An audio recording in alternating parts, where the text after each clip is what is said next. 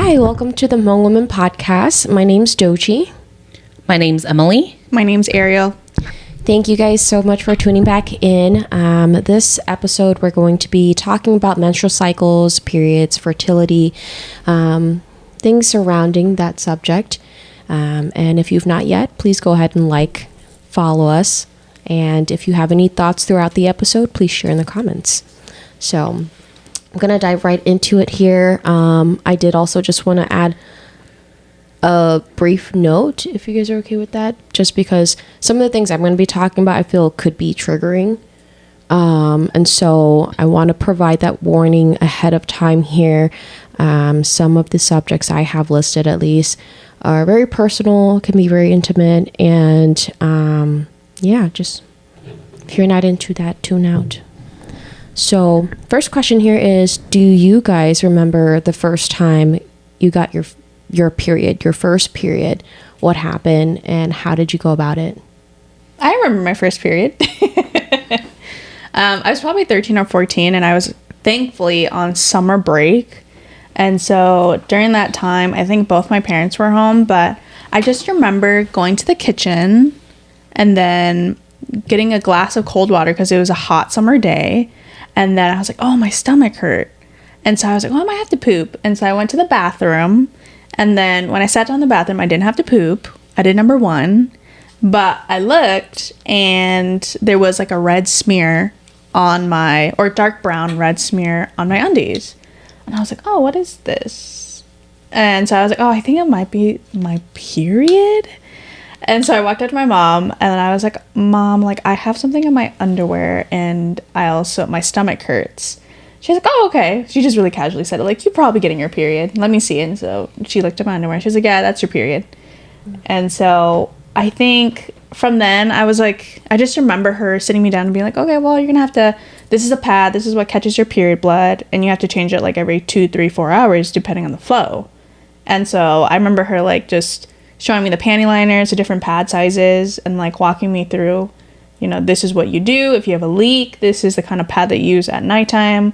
So yeah, I guess I'm just really thankful that it happened at home and it wasn't something chaotic, but I feel like I had a really good first experience with my first period. Yeah. Yeah. I'm happy that you did too. Yeah. Because how many did not? Exactly, yeah. Yeah, I love that your mom sat you down and went through the various sizes. Yeah. Yep. Yeah. No, I remember the first time I did too. I got it, all the girls in my family got it pretty early. I was in 5th grade, so I was 10. And I remember I went to go use the bathroom at school. And when I went to go wipe, same thing as you, I saw blood. It wasn't on my underwear at that point, but when I wiped, I saw blood. And I remember being scared because I didn't remember that periods were a thing. I mean, I was only 10. And I went home and my mom wasn't home, but my older sisters were, and they were in high school at that point, and they were like, oh, you got your period. It's normal. We all get it. And so they showed me how to use a pad. They didn't show me the different sizes and panty liners. They're just like, this is a pad. Here's how you use it. And you want to make sure that you change it when you're on your period. They didn't tell me how many times and whatnot. And, so I was like, okay, so I have to remember all these things. You're a 10-year-old girl. You're busy being a kid. Mm-hmm. But yeah, so my sisters were the ones who were there to show me how to do it, and it was really interesting. We were all around the same age when we got it. At that point, a lot of my friends had not had their periods yet, so it was embarrassing for me to go to school and have to be like, I need to go to the bathroom and change my pad. But I'm kind of glad that I got it that early, just because then I was able to help my other friends who did get theirs later on go through their first period experience. So yeah, I would say my experience was more similar to yours, Ariel. I can't remember how old exactly it was. I think I was probably around 12, 13 already, actually, and I was playing outside. I remember it was summertime, but I can't remember if it was I was on break or anything. I was at my cousin's. And so I didn't have siblings. I wouldn't say that I actually had a talk, a sit-down talk with my parents or an elder about getting a period, but I was aware of it.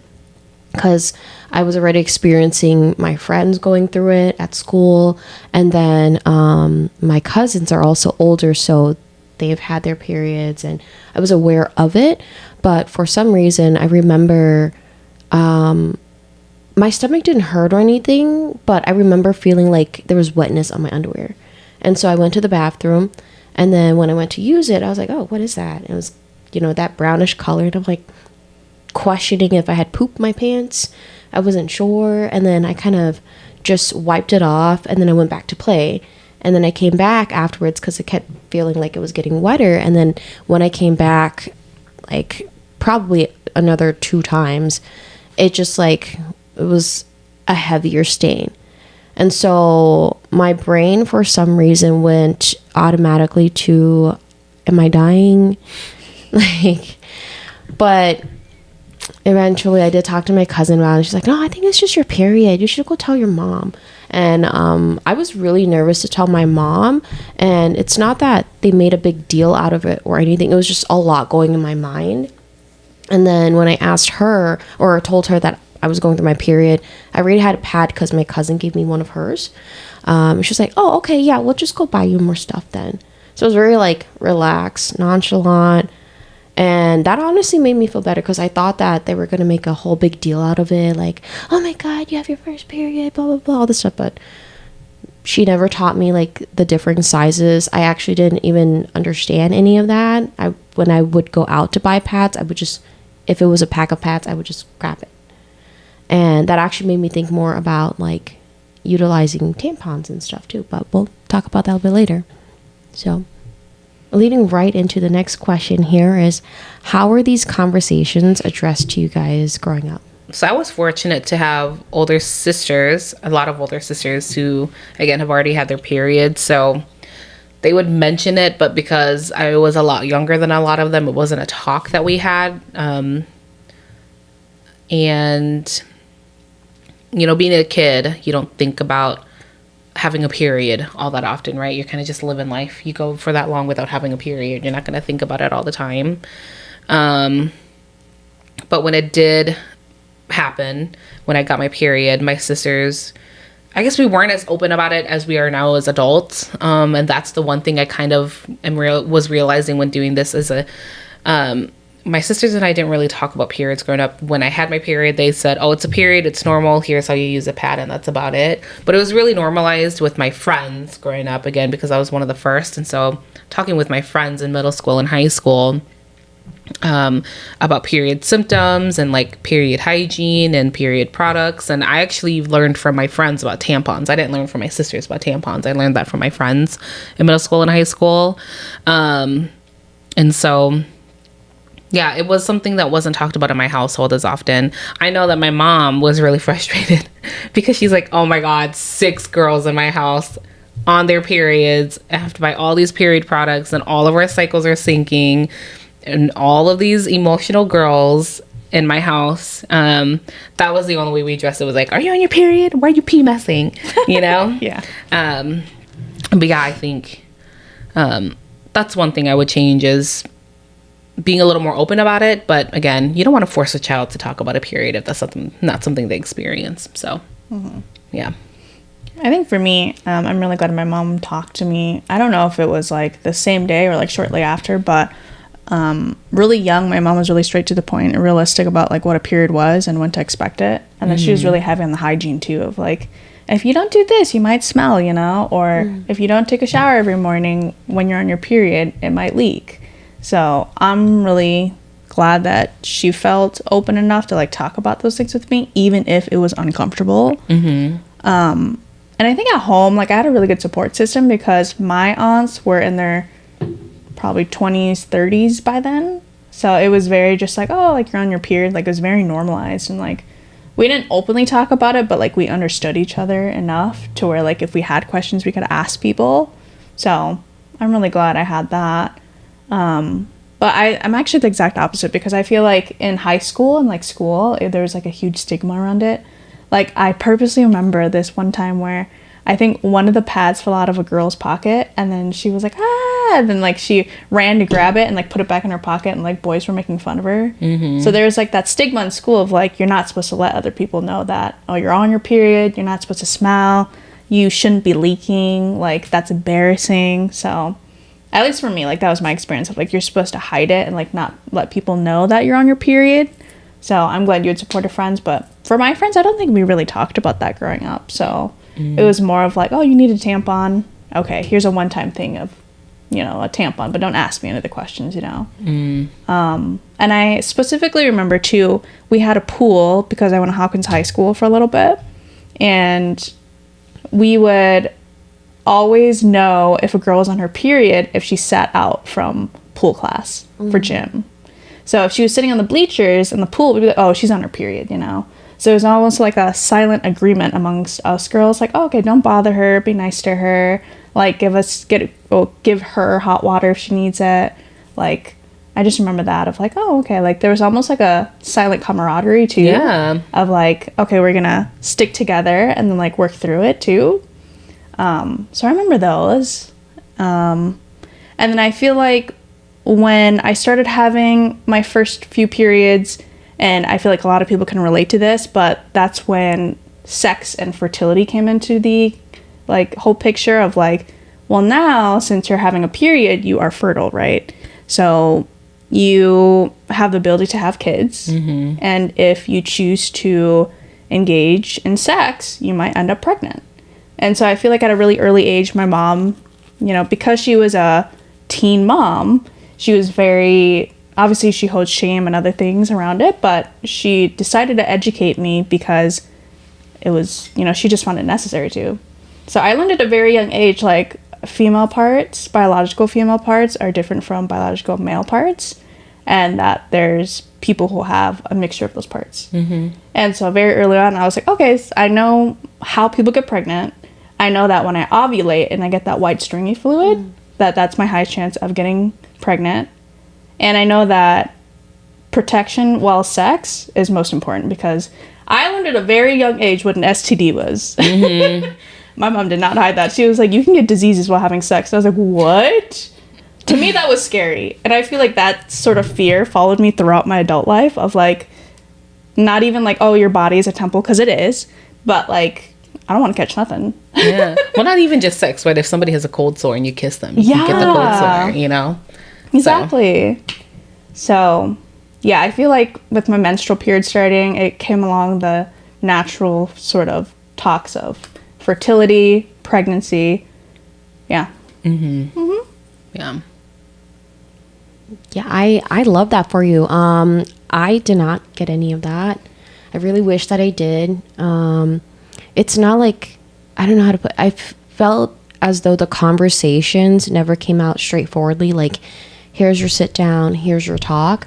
I don't think my mom or the elder females in my family actually had to sit down with me to talk about those things. Like, I would hear of things and I would remember conversations of it, but I would never, like, I didn't know until it was like time to know, like right now.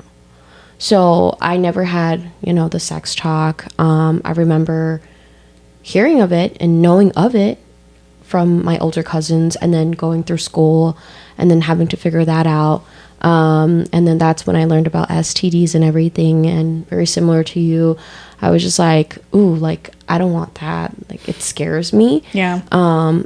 But just the talk of menstruation, like fertility, all of that, I honestly didn't really find out a lot about it until my adult years.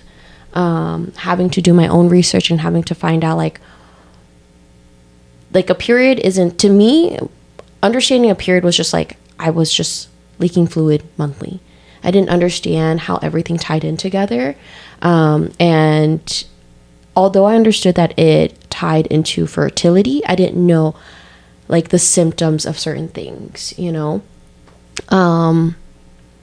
Yeah, so I really wish that I had those conversations. Using a tampon was another thing. I didn't even know what a dildo was, or just like in terms of sex and everything. I feel like I was a very late bloomer. And so when I tell people and I joke about all these things about being just living under a rock. It's because I truly felt that way, because I never had those conversations. And it was more my cousins actually who taught me a lot of these things, and realized like how sheltered I was. So when I moved here, and we were gonna go swimming, and I remember I was gonna sit it out because I was on my period, and they were like, you can just use a tampon. I was like, what is that? Like, what are you supposed to do with that? And they were trying to teach me how to use it and what I had to do. They were like, there are instructions in the box, and you just have to do this, and this is how I do it.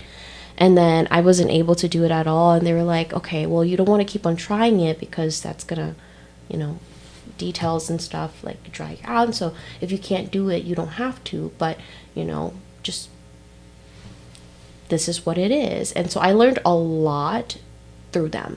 And I remember, for example, getting your, what is it, like check-ins, so like pap smears, and I didn't even know what those were until my cousin, and she's like, yeah, you're supposed to get your routine checks. I'm like, there are routine checks out here?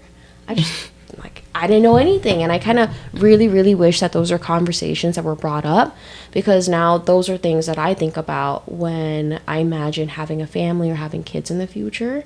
But yeah, that was my experience. Yeah. I mean, did anybody else grow up with watching Whaley's how to use a tampon video on YouTube? No. I saw that. I was like, I wish I had this earlier in life. Yeah. So she's a YouTuber, Whaley. Followed her since I was in early high school, and one of her like more popular videos that kind of launched her was how to use a tampon. That was like so monumental, because like, again, like when that video came out from Whaley, like so many girls are like, oh my god, did you see Whaley's video about how to use a tampon? And so when other people would ask how to use a tampon, they would say, oh, just watch Whaley's video, and she shows you how to use a tampon. A lot of it's obviously learning on the spot, but yeah, Whaley made a video about how to do that. I just remember like being mind blown, because I'm like, oh my god, this Asian girl is doing a video about how to use a tampon. That's so awesome. So yeah, that reminds me of my first tampon story, because I was out with my dad's side and all my first cousins, and our Vang side was huge. And I don't know, because being a young kid, you're focused on being a young kid, and I just didn't remember if like I was supposed to get my period that day or if it came early, but it came the day that we were going to Wisconsin Dells. And so it's funny, because I think I was wearing like a two-piece but with shorts, thankfully, and my aunt, one of my dad's brother's wives, she pulled me over and she's like, hey, I see something on your shorts. I think you're on your period. Do you want to go get a tampon? And I was like, oh, okay, sure. And that was my first time like hearing of a tampon.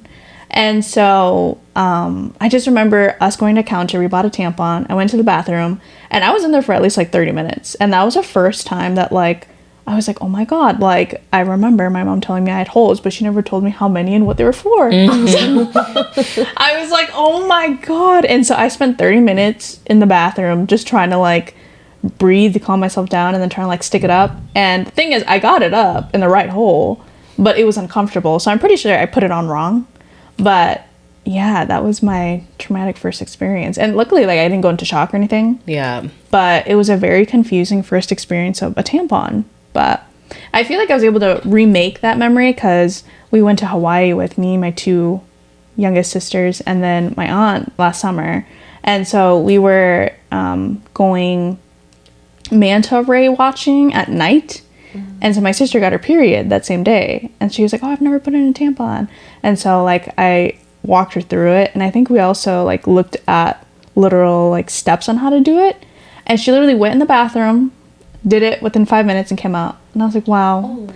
Yeah, I was like, my little inner like child just got healed, because like I feel like if I had that person to walk me through, oh, this is the right way, this is the right hole, like this is how you feel that it's nice, only the string should be sticking out. I feel like if we had that guidance, like I wouldn't have spent those 30 minutes in that traumatic like day worrying about it slipping out. Mm-hmm. Yeah. So it's full circle sometimes when you think about it. Oh yeah. Yeah.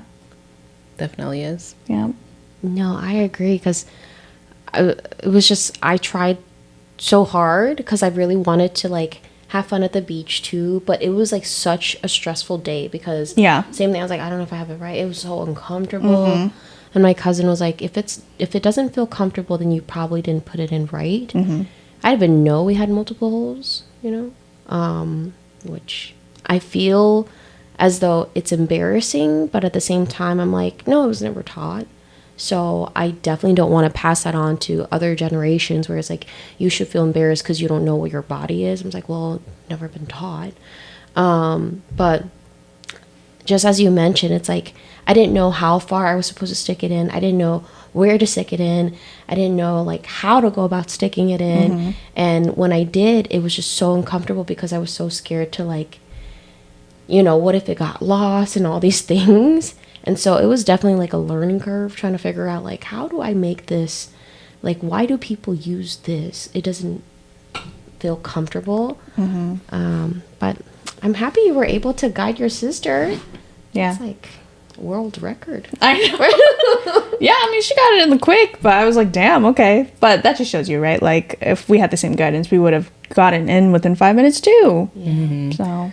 And that's a perfect lead into the next question, which is how do we feel like it should have been addressed differently? Mm-hmm. Which is, and my notes here are that I feel like our sex ed classes could be a lot more holistic, and I have that addressed later on too, is we don't have sexual ed courses, not just for students in school, but even for parents, to teach your parents about their sexual health. Mm-hmm. And sexual health is so much more than just sex and intercourse. It's what are STDs? It's what are menstrual cycles? What is puberty? What does it look like when your body is changing? And so that's something that I wished was addressed differently growing up. Is I wish that in schools that it was a part of the core curriculum for sex ed is teaching you these things, right? Because how many people don't know that you have more than one hole? You've got the pee hole. Yeah. You've got your actual vaginal hole, and you got your poo-poo hole. Okay.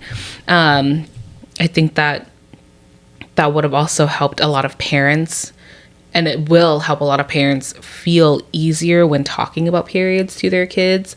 I think that there are a handful of parents who had to go through that experience, and so they say, I'm not going to have my child go through that like your mom, right? She's like, I'm not going to make my child go through all these unknowns like I did. But how many parents don't realize that they shouldn't do that to their kid, is leave them in this unknown. And that's a realm that I think is still evolving even to this day, is how do you teach sexual health to parents to teach to their kids? Because it's hard for a parent to realize that their child is growing, but it's important to teach them the correct terms of their biological body features, and then understanding that their body is going to change. Well, I think the first thing I thought of was like addressing these topics to me by my mom. So I think when she was addressing like fertility and menstrual cycles, I think she made sure to make sex seem bad. And so I grew up with the mentality of like, oh, you only have sex when you're married, you only have sex when you're ready, when you're past 18, but it's to not get pregnant, right? Unless you really wanted to get pregnant. And so growing up with that internalized shame that my mom had, obviously, being a young mom and all that, I think that definitely like bled into my life a little bit, of where, we didn't talk about porn. Like, I had never heard of porn until I was 17. So I was like, oh, like, I didn't know people got, you know what I mean? I was like, What is porn? And we never really talked about like sexual pleasure. We never talked about sexual like health. Yeah. So I will say that. And so that's really fueled me to be a lot more open with my siblings. And so like back to the tampon thing, I'm not sure if my sister was ever told she had, multiple holes, And so for her, it was really eye-opening moment where she was like, oh, okay, like now I know better and now I can do better. And so I feel like that really opened my eyes as to, like, when I was thinking about this question, I also had to think about the other moments of like internalized shame that a lot of people had. And I remember like a lot of times the girls would depend in my school on the tampon or period products for that the school provided. Mm-hmm. And so I feel like there is also a lot of like shame, or just not even shame, but what's a access problem. Yeah. Mm-hmm. Like there's definitely an accessibility problem in terms of tampons, period products. And so I remember one of my friends, she was like, oh yeah, my mom just doesn't have the money. And so I have to go to the office every time I need pads. And I think the office ladies understood, but like, they did get to the point where it's like, oh, your mom's going to have to start purchasing these for you. And then she came back to me the next day and she was like, oh, I don't think my mom's going to be able to afford it. Like, what do I do? And I feel like at that point I was like, wow, like as a young kid, I was probably 15 or 16. where I was struck with the reality of like some people literally just don't have access to these things. And we fortunately, like, I was surrounded by trans people too, so I was like, oh, okay, like I was exposed to that part of the world where, like, you know, people are switching identities and genders. So I was like, okay, that's an interesting thing to think about too, you know. So, but I feel like that makes it easier for me to talk about because I have that life experience to live off of. Is like, you know, when my siblings are, you know, walking through the stores, and I've been asked like, oh, you know, like he looks like a guy but he dresses like a girl, like why is that, you know? So being able to explain like gender and sex and all that good stuff that comes with, you know, period products, I think kids are naturally curious, and I was naturally curious, but at a very young age, like that was, I feel like I was hit with reality really young.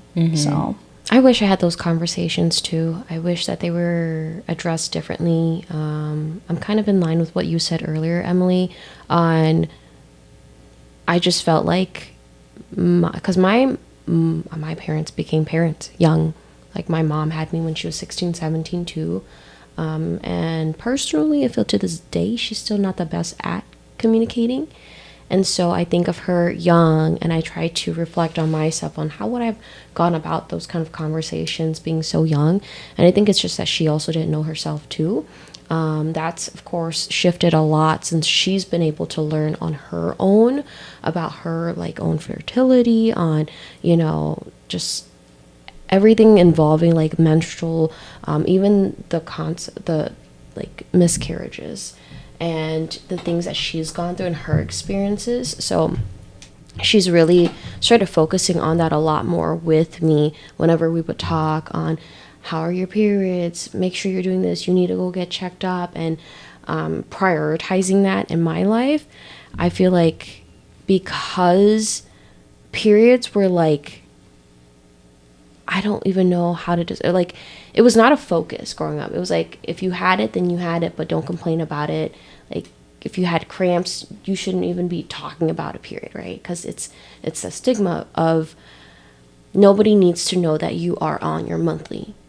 And so I think to this day, when I have it, it's like, I don't want to talk about it so outwardly like that.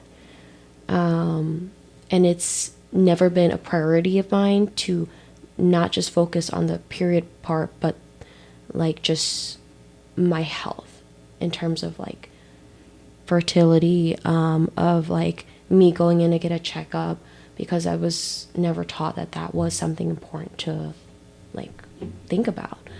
So with that said, I feel like I wish as a family and just growing up, we focused on it more and normalized it more and understood that getting medical help or attention was more for prevention as opposed to like emergencies. Mm-hmm. Like feeling that when something already happens, then you go to the hospital and try to figure it out from there.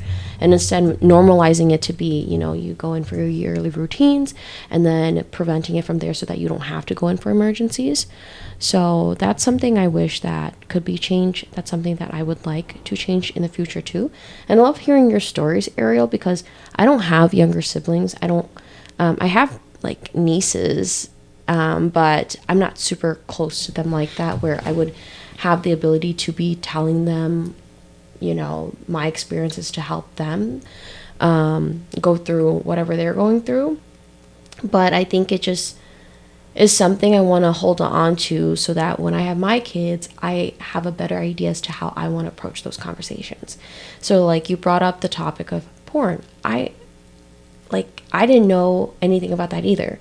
And it was just all of a sudden, like, I hear a lot of the things I learned was through school and through my peers. Like, they're talking about things, and then you get curious, and I'm like, what is that? And then we have these childish conversations because none of us knows of anything, and whoever was first exposed to it is, like, telling us of these things. And so we're out here Googling things that I feel should have been told to us for me, like my parents, and what to expect and what to know. I didn't know what to expect of sex until I was like, you know, doing things already. I was already being intimate. It's like I feel like I would have been better prepared and less traumatized if I had had these conversations prior, instead of trying to figure it out and navigate it after the fact. Because I've had, like, I'm not going to go into details about things, but experiences where I wasn't sure if something happened or not. And I had to talk to my cousin about it, and she was like, well, you would know if it was sex or not, because you would know, like, this would happen and that would happen. And that was like me already in high school. So those are my experiences. I really feel that there should have been more conversation.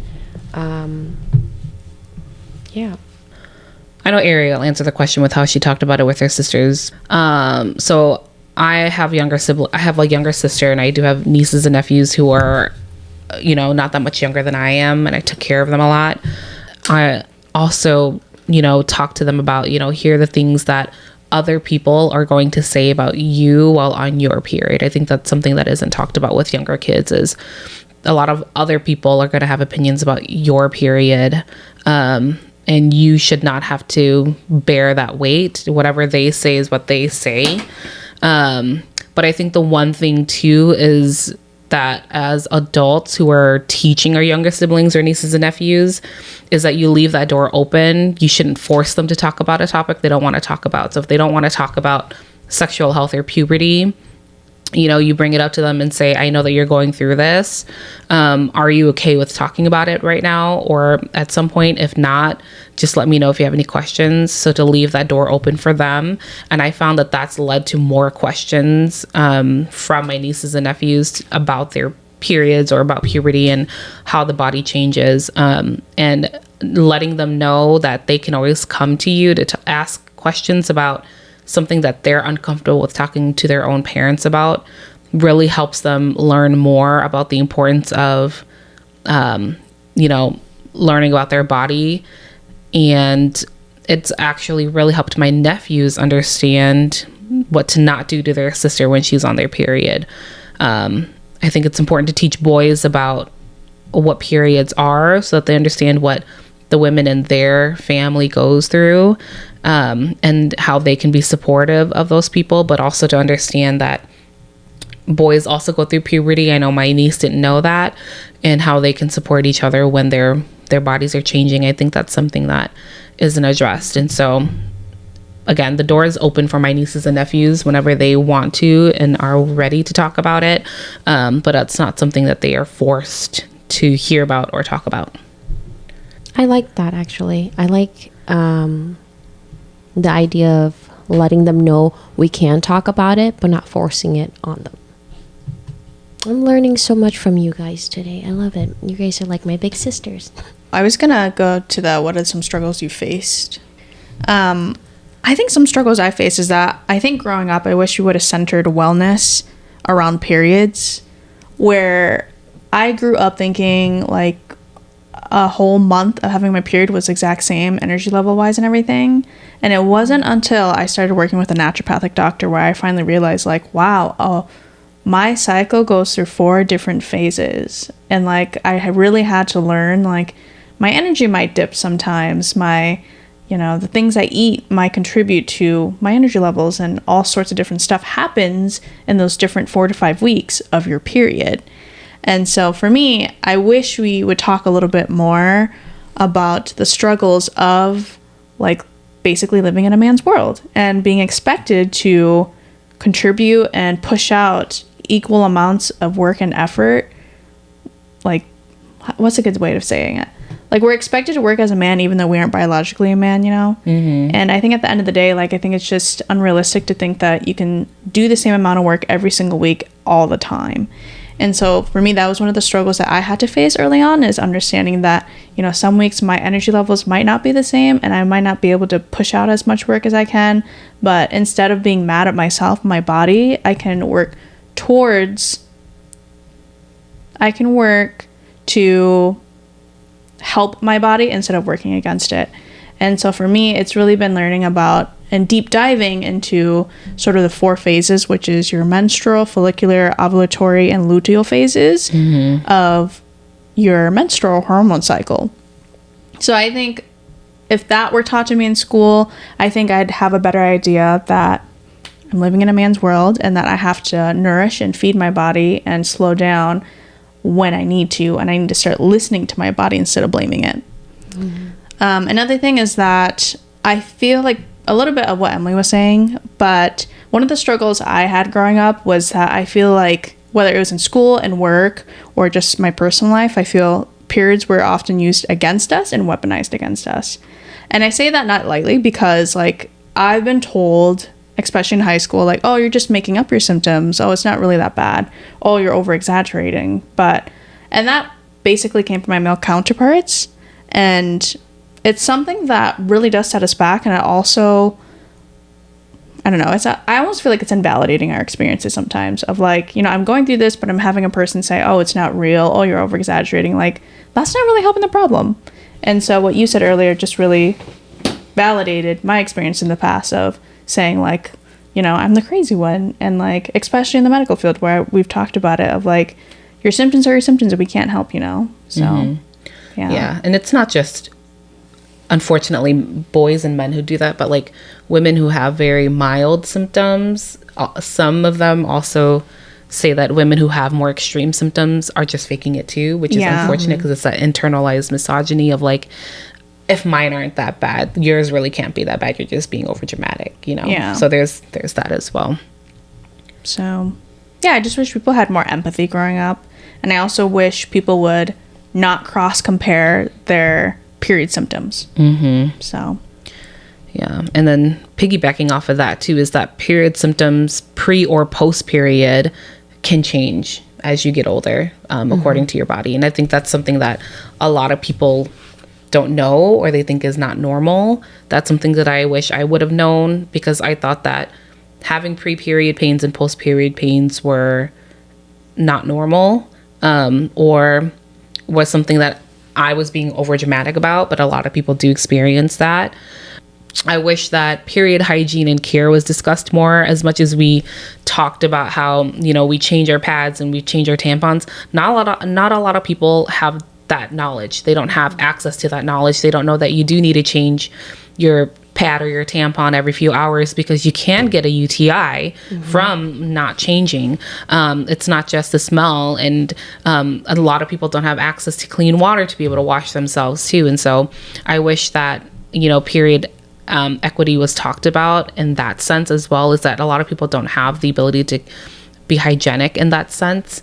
And then lastly is, on top of what Ariel stated, you kind of stole the words right out of my mouth with some of those, is the types of period, like what your blood looks like when you're on your period and what that tells you about your body, whether you're spotting, whether it's during your regular period, even your flow tells you how healthy your period is and how your body is. And that isn't taught, right? They're just told if you bleed, you bleed. If you don't, you don't.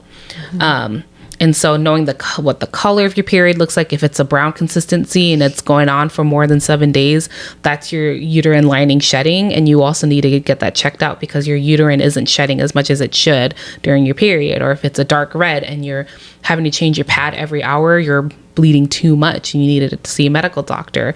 Or if it's like a nice bright red, that means that you've got a nice healthy uterine lining shedding. That's a pretty normal period. And like not a lot of people know that. And so what does, you know, the color of your blood say when you're on your period? And so those are things that I wish I would have known, and I wouldn't have freaked out as much, as Dochi stated earlier, to get your annual checkups to make sure that you are having an average, somewhat average for your body type and your health period, to ensure that you're not causing further health problems down the road. And so those are struggles that I face that I would have known, that I wish I would have known early. I didn't get my PCOS diagnosis officially until 2 years ago, because prior to that, my other OBGs were always just telling me I didn't have PCOS. It was just a weight problem. That's why I wasn't having a normal period. And I'm like, it's something more than that. And when I finally I was spotting for 2.5 weeks, almost 3 weeks after a period that I had gotten after not having it for 4 months, was when I finally was diagnosed with PCOS. So I think that these things need to be known while you're on your period. You don't have to be told that at 12 years old. That's a lot of information to take, but it's information that I think should be more readily available and accessible for people. I was very fortunate that I feel I didn't have a lot of struggles in terms of my period growing up, because I didn't get cramps. I honestly did not start struggling with that until like my early 20s. And I just remember an experience with a cousin, because she had really bad cramps, and I was in that same space when one of our nyas had told her, like, it's not that big of a deal, you know, you just gotta suck it up, like everybody has period cramps. And that stuck with me for a long time. And I remember when I did start getting cramps, it was really bad. And normalizing that cramps are perfectly normal and that there's nothing wrong. I never bothered to get checked up about it, and I really should have, because they would be so intense that I would get pre-period symptoms and I would know that it's gonna be bad. And so I would take like medication first, and then I would have to go take a nap and literally like sweat it off. And usually after I would wake up, I would feel better. But I thought that was normal. And so if I didn't, I remember there was a time we went to Florida. We were on vacation, and my period was just starting. And I didn't have medication on me. I totally forgot that it was coming during that week. And it was so bad. So this was my ex's family. So they went out to, you know, have fun, go tour the city. And I just slept in the van the entire time. And I was sweating so profusely. And usually when that happens, like, I will go totally pale because I'm just so exhausted from, like, it hurts so bad. And again, I just thought this is normal. This is what people like experience with cramps. And then learning later on that people have differing levels and experiences with it. It's not the same across the board, because that's how I perceived periods. And I love that you guys touched base on just the details of the coloring of it, because that's not something that I knew either. I feel unfortunately learning it more now as I'm getting older and realizing like this is something I should focus more on and I should know more of, because it is my body and it affects so many different realms of my life, because it does affect my hormones. And what Ariel had mentioned earlier, what you eat, for me, it definitely affects my hormones and then my period and just pretty much then my entire life. So those are some of the struggles that I had, very similar to what you guys have already mentioned. But was there anything else you wanted to add to that topic? No.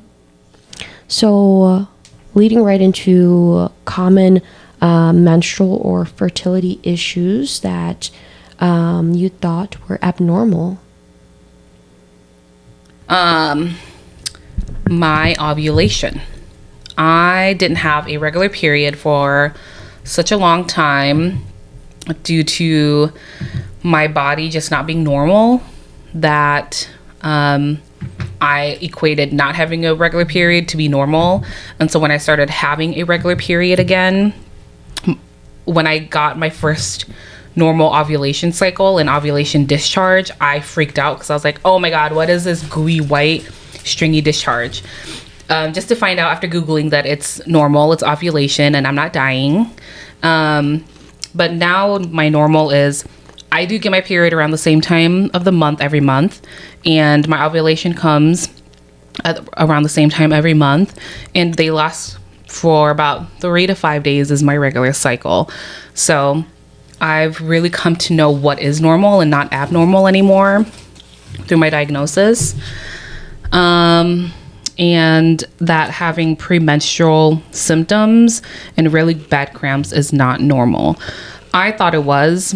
I would get symptoms a week ahead, like really bad cramps, really bad backaches. Like my boobs were so sore to a point where I couldn't even like touch them or work out. And that was not normal. And then having odd colored bleeding once in a while. Again, I thought that was normal, but it's not.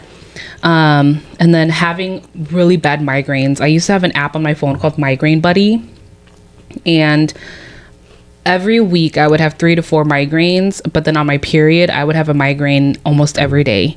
And it was to a point where I would have to sleep because medication wouldn't work for my migraine to go away. And that's not normal. So I think that periods tell you more about your more than just fertility, about your body.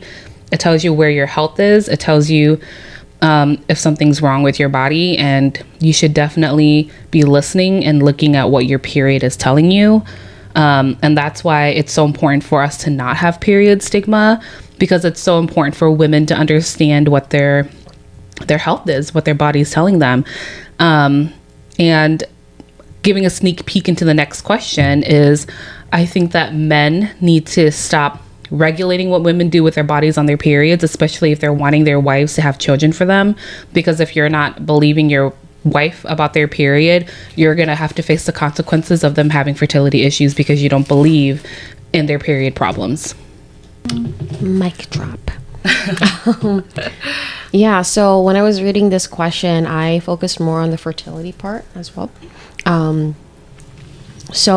One thing I thought that was really abnormal were miscarriages. And growing up, it just, nobody talks about it. So I came to learn that miscarriages were actually more normal than I thought that they were. So I found from the Mayo Clinic specifically their research is about 10 to 20% of known pregnancies end in miscarriages. And to also keep in mind that that's the amount that's been documented. But more oftentimes than not, miscarriages happen early, and even for people who don't realize that they're pregnant, so they don't know that they've had a miscarriage. Another thing I thought that was abnormal was being infertile. And so from the World Health Organization, I found an article dating back just to 2023, and its stats states that around 17.5% of the adult population, roughly 1 in 6 worldwide, experience infertility, showing the urgent need to increase access to affordable, high-quality fertility care for those in need. So even more so, just infertility in men. First of all, I don't think we talk about this enough, and then the topic of infertility in men is, I think, talked about even less.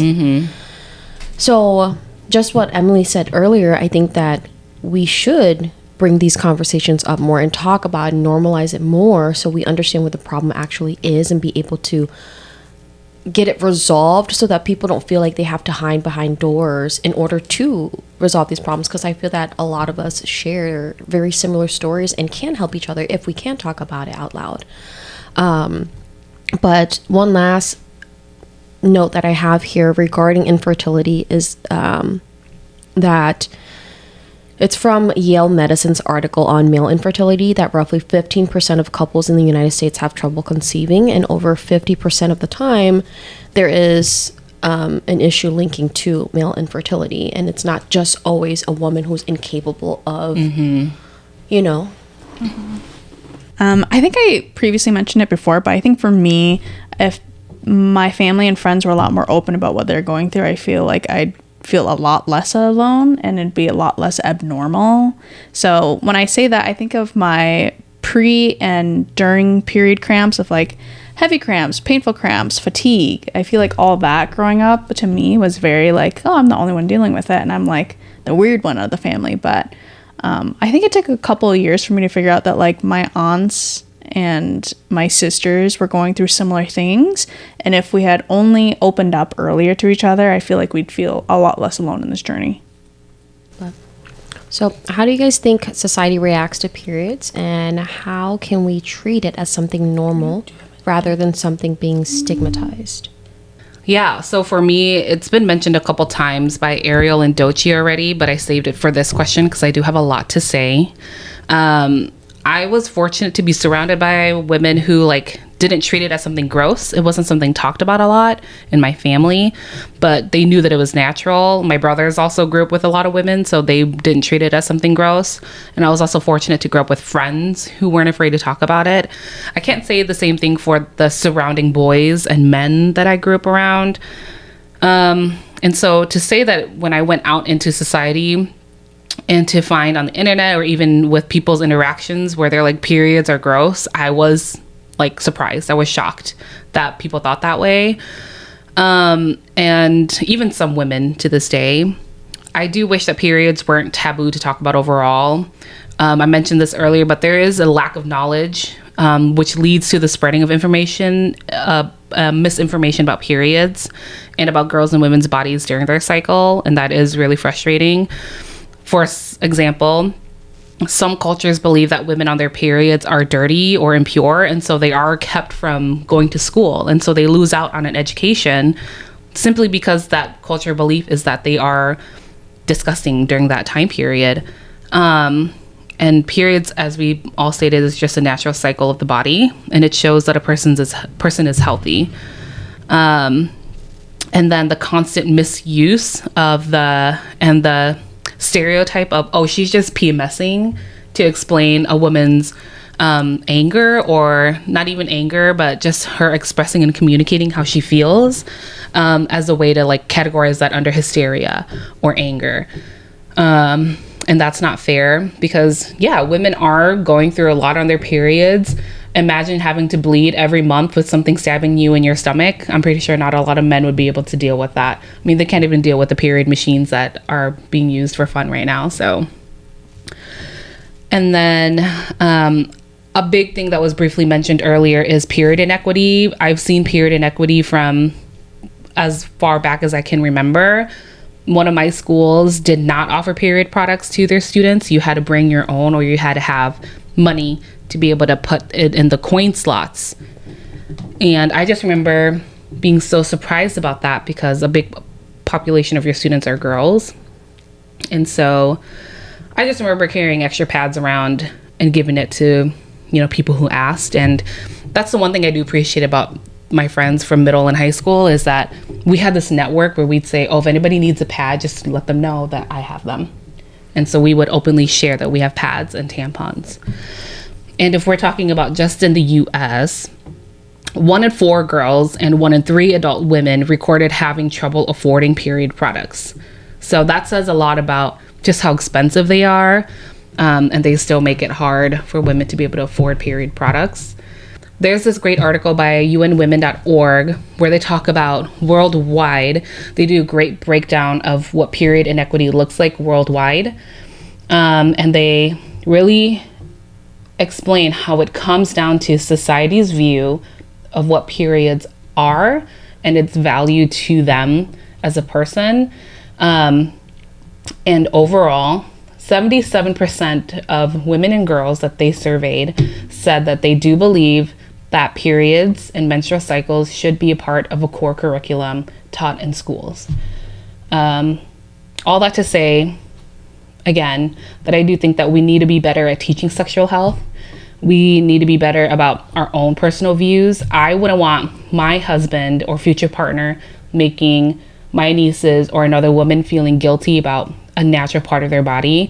I mean, if you think a period is gross, then you think that a woman is gross. All right. Well, thank you guys so much again for tuning into our episode here covering menstrual cycles, period, fertility, and whatnot.